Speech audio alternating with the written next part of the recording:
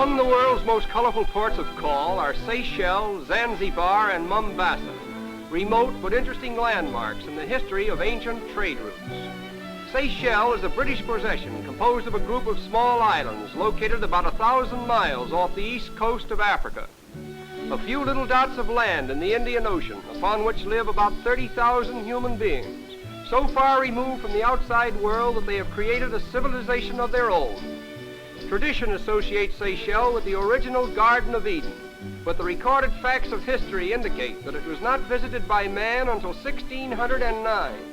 In that year, the crew of an English vessel seeking native trade explored the islands, but finding them entirely uninhabited, considered their visit in vain and sailed away. More than a century passed, and the peaceful little islands of Seychelles continue to exist free of human life, but overrun with giant turtles and crocodiles. The advent of man as a colonizer did not begin until about the middle of the 18th century, when Seychelles was formally annexed to France. It was first colonized by French Creoles and African Negroes, and later by East Indians and a few British. As a result of this, the population of Seychelles today is a very colorful mixture. They are a natural, carefree, and happy people, resorting to childlike celebrations on the slightest provocation. Although their islands were ceded to Great Britain by the Treaty of Paris over a century ago, the influence of their former French masters still reveals itself in their language, manners, and customs. In the matter of dress, they may be a generation or two behind the prevailing styles of Paris, but they take their clothes seriously, and nothing is of greater value to the well-dressed man than a high silk hat and a good pair of shoes. In spite of their extremely remote situation, it is interesting to observe that the great outside world has not lost commercial contact with them. Centuries ago, an adventurous Frenchman bade farewell to his native France, and after months of hard traveling, arrived in the remote little colony of Seychelles, where, among other things, he taught the natives a dance from the ballroom of Louis XIV. That Frenchman died long ago, and so did Louis XIV, but the dance goes on in Seychelles, where time is meaningless, and tropical and benevolent nature provides all that a reasonable man should need for his health and his happiness. Such is the thought that we take with us as we leave Seychelles and continue our journey to the next port of call. In the historic harbor of Zanzibar, we are welcomed by the heir apparent, or son of His Highness the Sultan of Zanzibar, an Arab and a colorful character who personifies what is left of a glamorous throne that only a few centuries ago dominated all of Africa. The Sultanate is hereditary in an Arab family, and the present holder of the office is a man of great dignity and highly respected by his subjects. The palace of the Sultan, which was once looked upon with fear and trembling by the Negroes who passed it on their way to foreign bondage, and the administration building, headquarters of the British resident, are telling symbols of the present-day government, for Zanzibar is now a British protectorate. The city itself is a labyrinth of narrow streets, thronging with a picturesque conglomeration of Arabs, Negroes, and East Indians, the chief elements of the motley population. Zanzibar. The very name conjures up a thrilling history, unmatched by any other place in Africa. Being a natural gateway to the dark continent, it first became notorious as the great center of the East African slave trade. Through its portals once passed thousands upon thousands of unfortunate Negroes who were torn from their native homes in the interior of Africa and shipped as slaves to the so-called civilized world. The Arabs came first, and for over 500 years they held undisputed power all along the east coast of Africa, with Zanzibar as the capital of their far-flung, loosely knit Muslim dominion. Then came the Portuguese, who first made Zanzibar known to Europe in 1498, and from that time onward, the whole history of this part of the world has been one of blood and terror, begotten of incessant warfare between the various predatory races in their contest for the overlordship of the dark continent.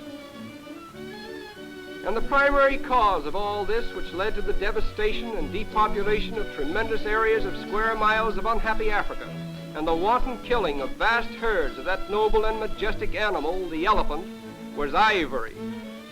Unfortunately, the monarch of the African forest must die to yield his tusks. And here we are reminded of what is perhaps the most tragic chapter in the story of Africa, a chapter that began with the elephant upon whose body grows the tusks of ivory that arouse the greed of man. In the interior of the dark continent there once roamed great herds of elephants, living in peace and unmolested until the civilized world suddenly awoke to the value of ivory, or white gold as it was called. The Arab traders were the first to take advantage of the opportunity, and then began that prodigious slaughter of the elephants. It is reported that when the ivory trade was at its peak, over 100,000 elephants were killed annually for their precious tusks. The few herds of wild elephants that are now left in Africa have retreated into the most inaccessible and fever-ridden sections, where they are making a last stand for the preservation of their species. Ivory! What crimes have been committed in thy name, wrote Stanley the African explorer. Every tusk, piece, and scrap in the possession of an Arab trader has been steeped and dyed in blood. Every pound weight has cost the life of a man, woman, or child, and every 20 tusks have been obtained at the price of a district with all its people, villages, and plantations. Such was the report that Stanley made after his exploration of Africa, and it serves to give us some idea of the important part played by elephants and ivory in the molding of African history. Mombasa, another old African landmark, once vied with Zanzibar in the ivory and slave trade, but now, like its former competitor, it is resigned to less exciting but more peaceful occupations. Even the Arabs, now shorn of their powerful dominion, seem content to renew their old trades, which were in vogue long before the even tenor of their lives was upset by man's greed for ivory.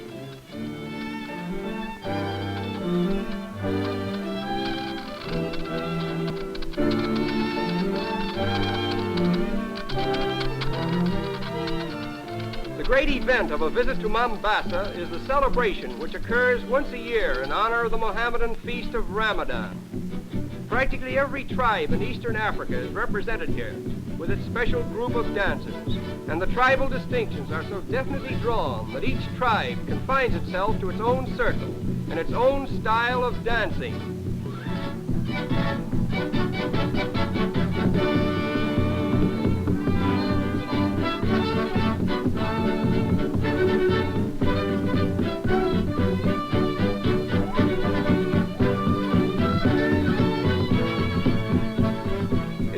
To believe that little more than half a century ago, the shameful menace of human slavery hovered over the forefathers of these people.